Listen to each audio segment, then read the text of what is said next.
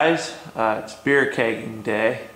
What I'm doing here, I'm siphoning it into a keg for an old reconditioned keg for soda, and that's just about done there.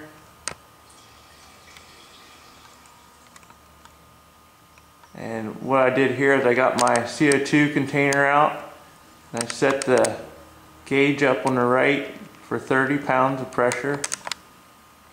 And then that little screw head in the front there, that's what you set it with. I turned all my valves off for my kegerator, and I'm ready for Oktoberfest. So I just wanted to show you here, this is my great-great-grandpa up here. He's William Henry Silks. Now he was a true hillbilly. They made moonshine and other things. They had an underground still, which I'd like to talk about later. A lot of things that come in handy in the time that he grew up in. So I'll show you here how I keg my beer. Here we go.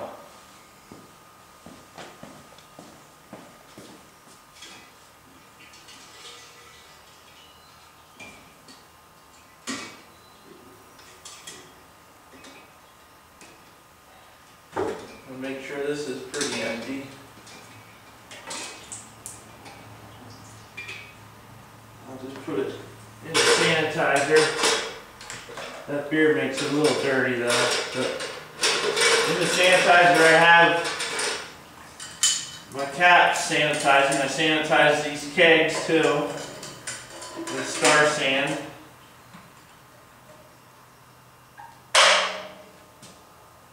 That just pops right on there. Stick it in.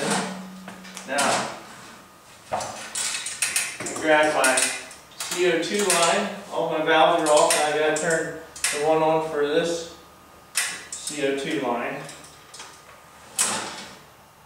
And then you gotta make sure you get the side that says in, or you have beer spit out. Now you hear that filling up.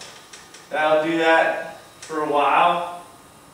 And then what we got to do is lay this down on the ground.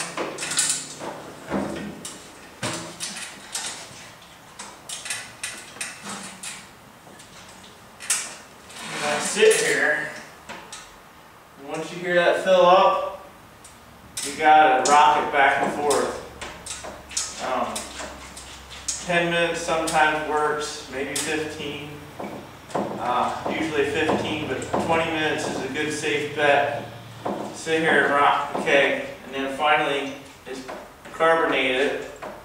And in the next couple days, that carbonation will go into your beer, where it's ready to drink. So you'll have it at 30 pounds for the next couple days, a day or two. And usually I like to put it in the kegerator. That makes the beer taste good. A lot of the stuff settles down and it gets a good flavor after about 3 or 4 days. But when you're ready to put it into your kegerator, you gotta take the valve and pull it at the top of the keg and loosen all your pressure off. And then you have this set for 5 psi. So that'll make it flow out of your spouts good. But I'll shake this pretty good like this.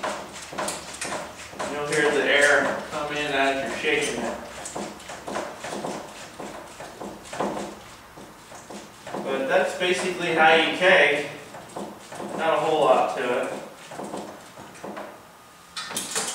Well, here I got Caribou Slobber. That's like a chocolate beer, darker chocolate, sweeter beer. And I got an Oktoberfest, ready for October, ready for Oktoberfest. And that's the way we do it. We like to do things ourselves. We don't like to rely on everybody else. Plus, you can do things better yourself. When you got that freedom, you can make your own tax-free beer, and it's, you know, the ingredients are tax-free mostly because they're food, and you can do that kind of stuff. This tastes way better than what you buy because you put the extra effort to get the ingredients that you want into the beer. Now I'm going to be showing you guys how to brew later, like how I set up my mash tun and how I have my brew pot and the ingredients I use and how I check the sugar levels. So stay tuned and I'll put more videos to show you guys how to do that also.